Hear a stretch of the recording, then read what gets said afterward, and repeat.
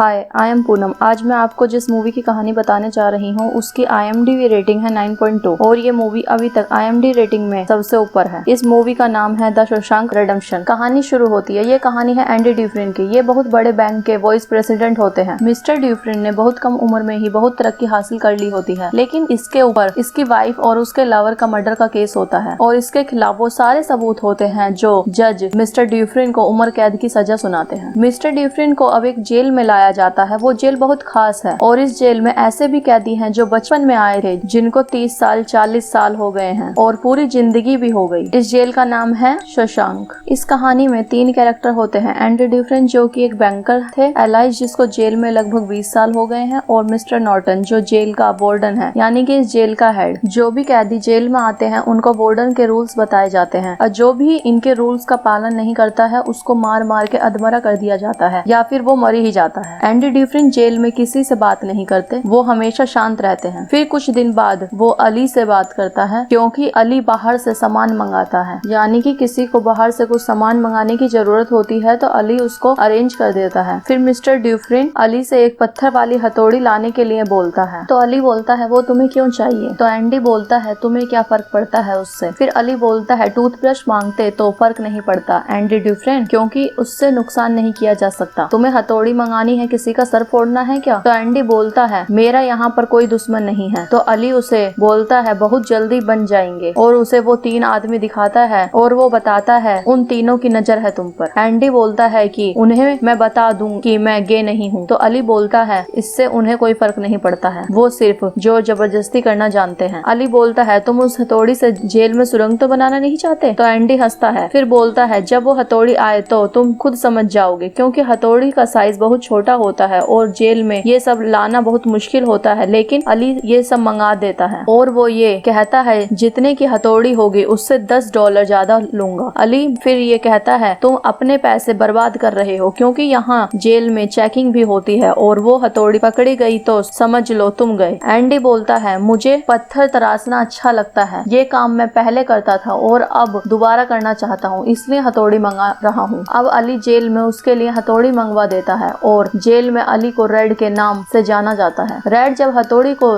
देखता है तो वो मन ही मन खुश हो जाता है, क्योंकि वो सोचता है कि इस हथौड़ी से तो जेल में सुरंग करने में 600 साल लग जाएंगे। ये हथौड़ी तो पत्थर को तराशने वाली ही है। हथौड़ी को एक बुक के साथ एंडी तक पहुंचा दिया जाता है और फिर वो 3 लोग जो एंडी का पीछा करते थे वो एंडी को अकेले में देखकर मारते और उसका शारीरिक शोषण करना चाहते हैं। उसको वो बहुत परेशान करते हैं। ये सब 2 साल तक चलता रहा और एंडी किसी से ये शिकायत भी नहीं करता था। डेली एंडी की बॉडी पर चोट के निशान होते थे और ये सब कुछ ऐसे ही चलता तो शायद एंडी अपने आप को कुछ कर लेता। फिर एक दिन 1949 में वार्डन सबको बुलाकर कहता है लाइसेंस प्लेट फैक्ट्री की छत को मरम्मत की जरूरत है और मुझे इस काम के लिए 1 दर्जन लोग चाहिए। जो भी बढ़िया काम करेगा तो उसको इनाम भी मिलेगा। 100 से ज्यादा लोग काम करने के लिए तैयार हो जाते हैं। फिर एंडी और रेड और उसके दोस्तों को चुन लिया जाता है, क्योंकि रेड अपने को और अपने दोस्तों को काम करने के लिए वहाँ के स्टाफ को सीक्रेट रिश्वत में देता है और फिर ये 12 लोग सब छत पर काम कर रहे होते हैं। तो जो उनके सिक्योरिटी होती है उनका एक हेड भी होता है, वो बहुत स्ट्रिक्ट होता है जिसका नाम है हार्डली। हार्डली बहुत परेशान होता है और अपने दोस्तों से बात कर रहा होता है। कहता है मेरे भाई ने मेरे नाम $35,000 नाम कर दिए हैं और उसका कोई फायदा नहीं, क्योंकि उसका सारा पैसा टैक्स में चला जाएगा। ये सारे बातें एंडी और उनके दोस्त सुन रहे होते हैं। तभी एंडी उसके पास जाता है और पीछे से उसके दोस्त उसको रोकते हैं, लेकिन वो नहीं सुनता। फिर एंडी बोलता है मिस्टर हार्डली तुम अपनी वाइफ पर भरोसा करते हो? और फिर हार्डली उसको पकड़कर छत के किनारे पर ले जाता है उसको फेंकने के लिए। लेकिन तभी एंडी बोलता है तुमको अपनी वाइफ पर भरोसा है तो तुम अपने $35,000 बचा सकते हो। फिर वो पूछता है कैसे, बताना। तो एंडी बोलता है अगर आपको वो पैसे रखने हैं तो अपनी बीवी को दे दो, क्योंकि गवर्नमेंट लाइफ में एक बार 60,000 का गिफ्ट देने के लिए अलाउ करती है और कोई टैक्स नहीं कटता, टैक्स फ्री होता है और ये लीगल है। और आपको ये काम करने के लिए एक वकील की भी जरूरत होगी और वो पैसे लेगा और आप मुझे फॉर्म दे दोगे तो मैं आपका ये काम फ्री में कर सकता हूँ, कोई पैसा नहीं लूंगा। बस इसके बदले मेरे दोस्तों को 3 ठंडी बियर दे देना, क्योंकि खुले आसमान में काम करने में ज्यादा मजा आता है। और नेक्स्ट सीन में ये दिखाते हैं कि एंडी के दोस्त ठंडी बियर पी रहे होते हैं और एंडी अलग बैठा होता है और वो एक भी बियर नहीं पीता, क्योंकि उसने बीए छोड़ दी होती है। फिर एंडी और रेड धीरे धीरे दोस्त बन जाते हैं। फिर एक दिन रेड एंडी से पूछता है, तुमने अपनी वाइफ का मर्डर क्यों किया? एंडी बोलता है, मैंने मर्डर नहीं किया। और फिर एंडी रेड से पूछता है, तुम यहाँ कैसे? वो बोलता है, मर्डर जो मैंने नहीं किया, लेकिन वो जेल का मजाक होता है कि हम निर्दोष हैं। फिर एक सीन ऐसा आता है जिसमें सारे कैदी फिल्म देख रहे होते हैं, लेकिन एंडी को पिक्चर देखने में कोई इंटरेस्ट नहीं होता, क्योंकि एक ही पिक्चर कैदियों को बार बार दिखाई जाती है। और पिक्चर देखने के साथ साथ ही एंडी रेड से बोलता है, इस मूवी की जो एक्टर है इसका पोस्टर मंगवाने के लिए। तो रेड बोलता है 1 हफ्ता लग जाएगा। और फिर एंडी वहाँ से बाहर चला जाता है, और जैसे ही वो बाहर जाता है तो वो 3 लोग आ जाते हैं जो उसको बार बार मारते हैं, और फिर उसको पकड़कर उस रूम में ले जाते हैं जहाँ से फिल्म चल रही होती है, और वो फिल्म की रील चेंज कर रहा होता है और उसको बाहर भेज देते हैं। उसके बाद उसको वो इतना मारते हैं कि वो अधमरा हो जाता है, और एंडी को वो फिर 1 मंथ के लिए हॉस्पिटल भेज देते हैं, और जिसने उसको मारा होता है उसको भी 1 हफ्ते के लिए कालकोठरी में डाल देते हैं, और उसका नाम बॉक्स होता है। फिर जब वो बाहर आता है तो मिस्टर हार्डली उसके सेल में होता है, वो ऑफिसर जिसका टैक्स एंडी ने बचाया था। फिर वो बॉक्स को इतना मारता है कि वो कभी चल नहीं पाता, और उस दिन के बाद किसी ने एंडी पर हाथ नहीं उठाया था। फिर उन्होंने उसको हॉस्पिटल में एडमिट कर दिया। फिर एक दिन जेल का हेड एंडी के सेल में चेकिंग के लिए आता है, क्योंकि उनके साथी मिस्टर हार्डली ने बताया था कि एंडी बहुत इंटेलिजेंट है। एंडी डिफरेंट ने मेरे $35,000 बचाए हैं, इसलिए वो पर्सनली मिलना चाहता था। चेकिंग के बहाने एंडी के सेल में उनको बस कुछ चीजें ही मिली, बस कुछ फोटोज दीवारों पर लगी होती हैं और एक बहुत बड़ा पोस्टर। वार्डन तभी देखता है एंडी के हाथ में बाइबल होती है, और वार्डन को ईश्वर पर बहुत विश्वास होता है, और ये बात एंडी को मालूम थी। और तभी वार्डन एंडी के हाथ से बाइबल लेता है और पूछता है, फेवरेट लाइन बताओ। एंडी बोलता है, हमेशा चौकन्ना रहो, क्योंकि उसकी नजर सब पर होती है, वो कभी भी आ सकता है। फिर वार्डन बोलता है, मार्क 13:35, ये मुझे भी पसंद है। फिर वो बोलता है, लेकिन ये ज्यादा पसंद है, मैं दुनिया का उद्धार करता हूँ, जो कोई भी मेरे पीछे आएगा वो स्वर्ग जाएगा। तभी एंडी बोलता है, जॉन चैप्टर 8:12। तो वार्डन बोलता है, तुम्हें नंबर जल्दी याद होते हैं, अच्छी बात है, इंसान में कुछ हुनर तो होना ही चाहिए। तभी वार्डन के नजर उस बड़े पोस्टर पर पड़ती है, और वार्डन बोलता है, ये मैं अप्रूव नहीं करता, लेकिन कभी तो अनदेखा किया जा सकता है। और फिर वो वहाँ से जानने लगता है, और फिर वार्डन वापस आता है और उसकी बुक उसको वापस देता है और कहता है, मुक्ति इसी में है, और आप इस सीन को अच्छे से याद रखना और देखना कि फिल्म के क्लाइमैक्स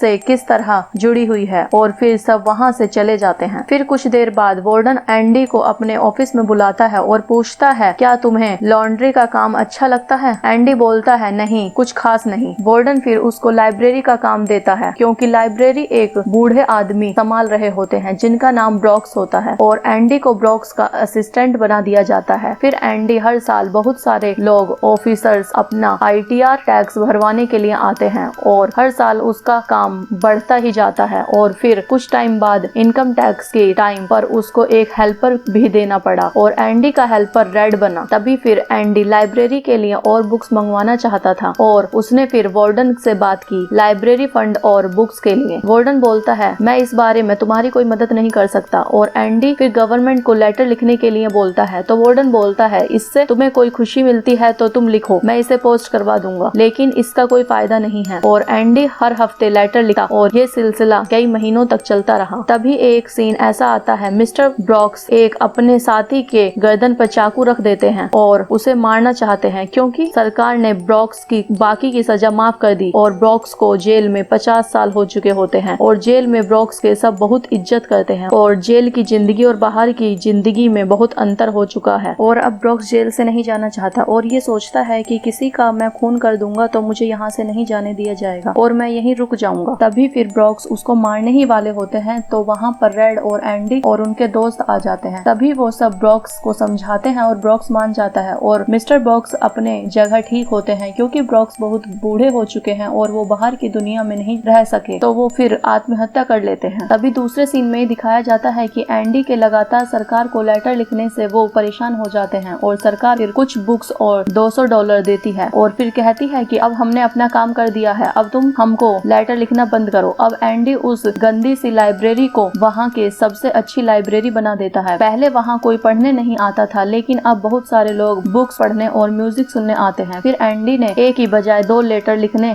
शुरू कर दिए, और 1959 में सरकार को लगा कि वो उसे $200 में नहीं नहीं खरीद सकते, इसलिए सरकार ने $500 हर साल देने का वादा किया क्योंकि वो एंडी से छुटकारा पाना चाहते थे। अब वार्डन एक प्रोग्राम शुरू करता है और उस प्रोग्राम का नाम होता है इनसाइड आउट प्रोग्राम। इसमें ये काम करना होता है कि कैदियों को बाहर काम करना आना चाहिए और कैसे मेहनत करके पैसे कमाया जाता है और वो बाहर की दुनिया में मेहनत करके कैसे रह पाएंगे। और वार्डन अपनी सस्ती लेबर से काफी कॉन्ट्रैक्ट हासिल कर लेता है और बहुत पैसे कमा लेता है और वो पैसा ब्लैक का होता है और इस पैसे को बाइट करने का काम एंडी करता है और वो एक प्लान बनाता है। प्लान के मुताबिक वो वार्डन का एक पार्टनर बनाता है जिसका नाम होता है रेंडल स्टीवन, पर इस नाम का कोई आदमी है ही नहीं और वो इस नाम पर नकली डॉक्यूमेंट्स बनाता है और कभी इंक्वायरी हुई भी तो पुलिस उस इंसान को ढूंढे जो कोई है ही नहीं। फिर इसके बाद एंट्री होती है टॉमी विलियम जो 1965 में 2 साल की सजा काटने आया था क्योंकि वो चोर होता है और वो अभी तक बहुत सारी जेलों में गया हुआ है। टॉमी विलियम्स बहुत यंग होता है और फिर कुछ टाइम बाद उसको पता चलता है कि एंडी ने बहुत लोगों की मदद की है और फिर बाद में ये पता चलता है कि टॉमी की एक बीवी थी और एक छोटी बेटी भी और शायद उन्हीं की वजह से वो कुछ करना चाहता था। और फिर वो एंडी के पास गया और फिर वो बोलता है मुझे अपने हाई स्कूल की पढ़ाई पूरी करनी है और फिर एंडी उसको पढ़ाना शुरू कर देता है और टॉमी एंडी की बातों से बहुत खुश होता है। फिर टॉमी रेड से पूछता है एंडी इस जेल में क्या कर रहा है, वो तो बहुत इंटेलिजेंट है। रेड उसको बताता है एंडी ने मर्डर किया है अपनी बीवी और उसके लवर का, वो एक बहुत बड़ा बैंकर था। फिर टॉमी बिल्कुल शांत हो जाता है और कुछ सोचने लगता है। तभी उसके नेक्स्ट सीन में दिखाते हैं कि रेड और एंडी टॉमी के सामने होते हैं और टॉमी उनको एक कहानी सुना रहा होता है कि आज से 4 साल पहले मैं एक जेल में था और वहाँ एक नया कैदी आया जिसका नाम एल्मो ब्लैच था और उसने मुझे बताया कि एक बार मैं चोरी कर रहा था तो उस घर का मालिक ने देख लिया और मुझे मारने लगा। तो फिर मैंने गन निकाली और उसको और उसकी गर्लफ्रेंड को मार दिया और बाद में मुझे पता चला कि वो किसी और की बीवी थी, किसी बहुत बड़े बैंकर की, और उन दोनों के मर्डर के जुर्म में उस बैंकर को सजा हो गई। फिर एंडी तभी वार्डन के पास जाता है और सारी कहानी बताता है कि मैंने अपनी बीवी और उसके लवर का खून नहीं किया है, लेकिन वार्डन उसकी बात पर यकीन नहीं करता या शायद जानबूझकर करना नहीं चाहता क्योंकि उसके सारे काले पैसों का हिसाब और व्हाइट में बदलने का सब एंडी ही करता था। और जब एंडी ये बोलता है कि मैं जेल से बाहर जाने के बाद भी तुम्हारे काले पैसों के बारे में किसी को नहीं बताऊंगा, तो तभी वार्डन अपने गार्ड्स को बुलाकर उसको काल कोठरी में डलवा देता है। और आज से पहले किसी भी कैदी को 1 हफ्ते से ज्यादा काल कोठरी की सजा नहीं हुई, लेकिन एंडी को 1 महीने के लिए काल कोठरी में डाल देते हैं और सबको लगने लगता है कि एंडी बेगुनाह है और एंडी को जेल में 19 साल हो गए होते हैं। फिर वार्डन टॉमी को बुलाता है और उससे कहता है कि मैं जो भी तुमसे पूछूंगा उसका ठीक जवाब देना। जो तुमने एंडी को बोला था वो तुमने उसको सच बताया था क्या? टॉमी बोलता है हाँ बिल्कुल सच बताया है। फिर वार्डन बोलता है जो तुमको अदालत में पवित्र किताब पर हाथ रखकर बोलने को कहा जाए तो तुम बोलोगे? तो वो बोलता है हाँ बिल्कुल। फिर वार्डन बोलता है मुझे यही लगा था और फिर वार्डन के आदमी टॉमी को गोली मार देते हैं। तभी फिर वार्डन एंडी के पास जाता है और बोलता है टॉमी ने भागने की कोशिश की थी तो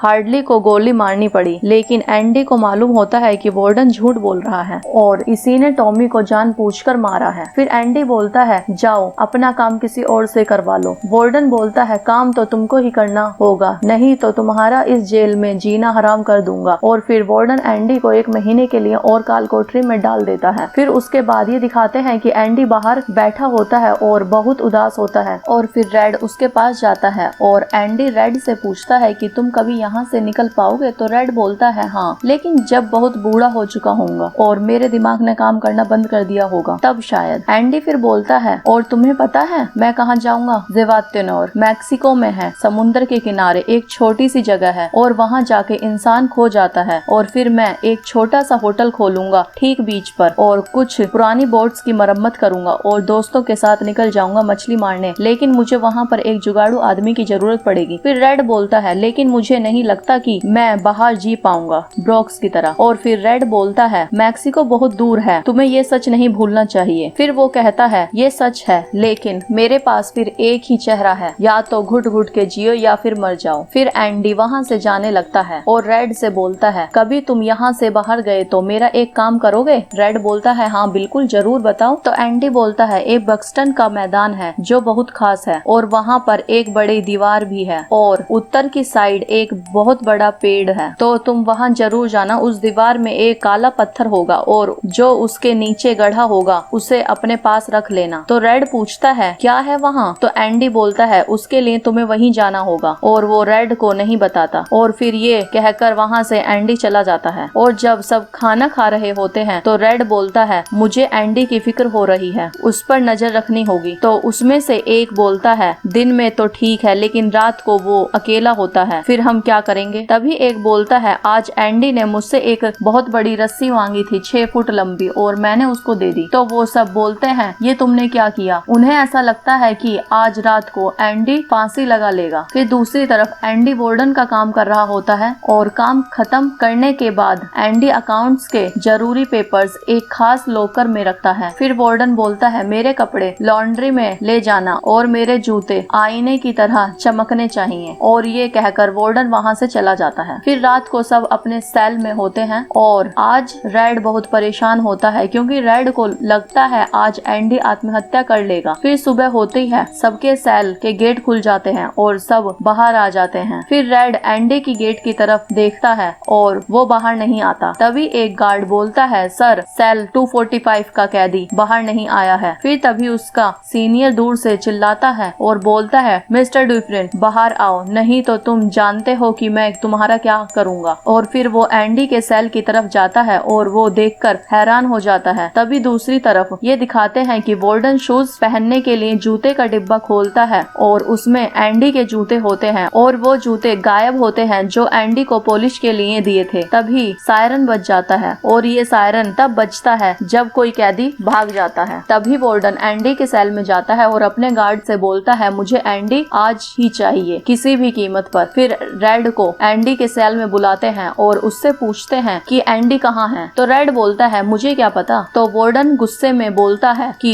वो क्या भूत था और पीछे छोड़ गया ये पत्थर और दीवार पर लगी ये अधनंगी फोटो। फिर वार्डन इरिटेट हो जाता है और जो उसके हाथ में पत्थर होते हैं उनको वो अपने गार्ड्स और रेड की तरफ फेंकने लगता है और एक पत्थर उस लड़की की फोटो की साइड भी, लेकिन जो वो उस फोटो पर पत्थर मारता है वो वापस नहीं आता बल्कि दीवार के आरम पार हो जाता है। और जब वो पोस्टर हटा कर देखता है तो एंडी ने एक बहुत लंबी गोल सुरंग बना रखी होती है और उस सुरंग को देखकर सबके होश उड़ जाते हैं क्योंकि जेल की दीवारें बहुत मजबूत और मोटी होती हैं और एंडी वहीं से भाग गया होता है। और फिर वार्डन की सारी टीम एंडी को ढूंढने लगती है तो उनको एंडी के पुराने कपड़े और एक साबुन और एक वही छोटी सी हथौड़ी जो एंडी ने आज से 20 साल पहले रेड से मंगाई थी, यानी कि एंडी 20 साल इस छोटी सी हथौड़ी से दीवार में सुरंग बना रहा था और एंडी को इस सुरंग को बनाने में 20 साल लगे। और जैसे आपको याद होगा 20 साल पहले रेड एंडी के लिए जो हथौड़ी लेके आया था तो उसको लग रहा था कि इस हथौड़ी से सेल में सुरंग बनाने में 600 साल लग जाएंगे, लेकिन एंडी ने ये काम 20 साल में कर दिया। और एंडी ने लास्ट टाइम वार्डन का जो काम किया था, यानी कि वो जो फाइल जिसमें वो वार्डन काले पैसों का रिकॉर्ड लिखता था, वो डॉक्यूमेंट्स को अपने पास रख लेता है और अपने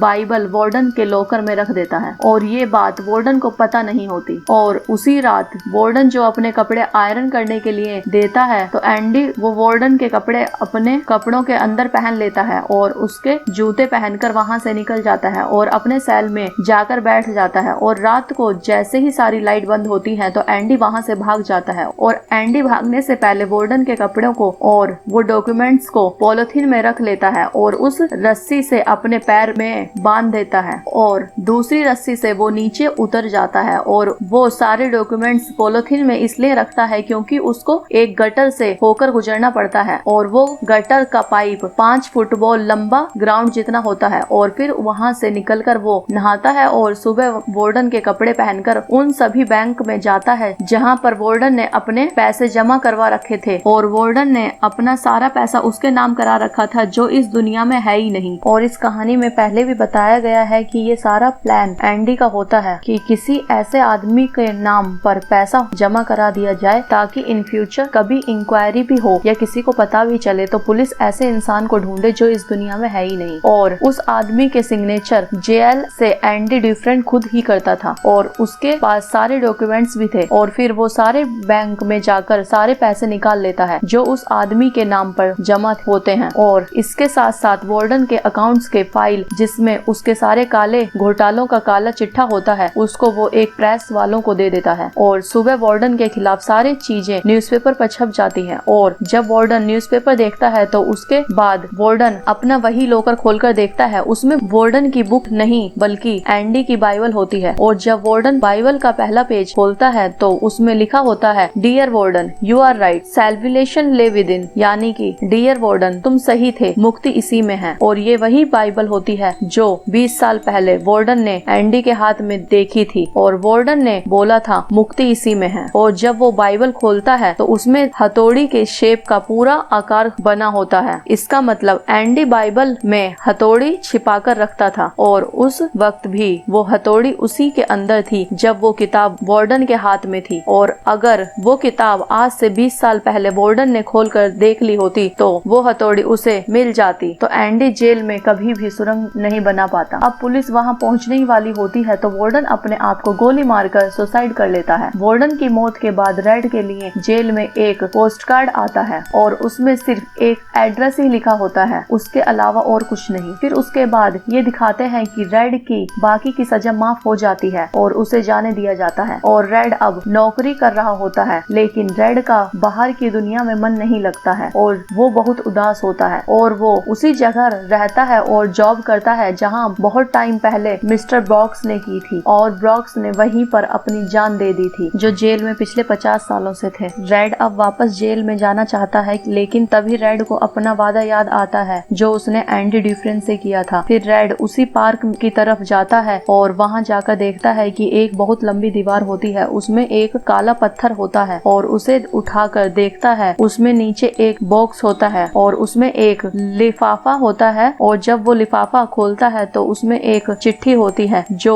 एंडी ने रेड के लिए लिखी होती है। उसमें लिखा होता है कि तुम्हें उस जगह का नाम याद है? तभी रेड बोलता है ज़ेवातिनो, और उसमें आगे ये लिखा होता है कि तुम्हारा इंतजार कर रहा हूँ, मुझे एक अच्छे आदमी की जरूरत है, तुम आ जाओ। तभी रेड जाकर अपना सामान पैक करता है और उस जगह पर पहुँच जाता है। जब रेड वहाँ जाकर देखता है तो एंडी नाव में कुछ काम कर रहा होता है और एंडी उसको देखकर बहुत खुश हो जाता है। और इसी के साथ ये फिल्म खत्म होती है। और हमारी वीडियो आपको पसंद आई हो तो वीडियो को लाइक करें और चैनल को सब्सक्राइब करना ना भूलें। और वापस मिलते हैं अगली वीडियो में।